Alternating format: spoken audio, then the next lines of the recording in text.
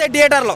అక్కడ బ్లాస్ట్ ఇంకా అకౌంటాకి బ్లాస్ట్ కాదన్నా, ఏమంటారు మన లావా అగ్ని లావా పొంగేటట్టు పొంగిపోతుంది. నాకు తెలిసినంత వరకు బాలకృష్ణ ఫ్యాన్స్ అంతా రెడీగా ఉండండి. మ్యాన్షన్ హౌస్ కోట పెట్టుకొని మామా ఎక్ పెగ్గులా అన్నట్టు, మామా కలెక్షన్లే అన్నట్టు అంటారు. ఎందుకనంటే ఒక పాటలనే కనిపించింది అన్న మనకు విశ్వరూపం, అంతో ఇంత లేదు అసలుకి. కొంతమంది బాలయ్యని ట్రోల్ చేస్తున్నారు. ట్రోల్ చేసేటోళ్ళు అందరూ ఎప్పుడు ఎదవలే అన్న, ఏం చేతగాని కొడుకులే ట్రోల్ చేస్తారు.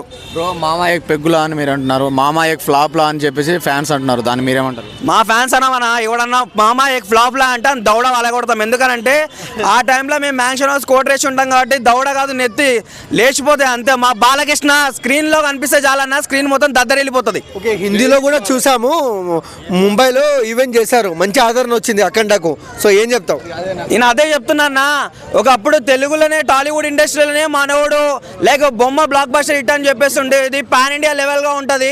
నాకు తెలిసి చెప్తున్నా, అఖండ 1లో చూస్తేనే ఒక శివుడిని చూసినట్టు ఉంటుంది, దీంట్లో మాత్రం శివుడు ఒక రుద్ర రూపం చూపించినట్టుంది. ఆ పాటలో అసలుకి ఏమన్నా తాండవమా చూపించిన డైరెక్షన్ స్కిల్స్ అయినా, డైరెక్షన్ లెవెల్స్ అయినా సరే, ఆ స్క్రీన్ ప్లే విధానమైన ఎడిటర్కి అయితే ముందు హ్యాట్స్ ఆఫ్ చెప్పాలి.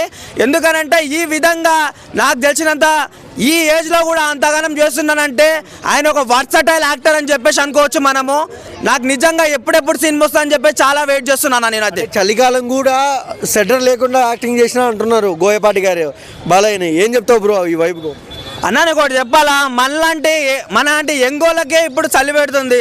అంతగానము మనకే ఆయన డాన్స్ చేస్తున్నా సరే, లేకపోతే ఇంకోటి యాక్టింగ్ చేస్తున్నా సరే, మన గూస్ బంప్స్ వస్తున్నా అంటే ఆయన ముందల మనం చాలా ముసలోళ్ళమన్నా. ఎందుకనంటే ఆయన ఏజ్లో పెద్దనేమో, కానీ స్టామినాలో స్ట్రెంత్లో మనం అసలుకి ఆయన 100 లెవెల్ ఉంటే మనకు 10 లెవెల్ ఉంటుంది.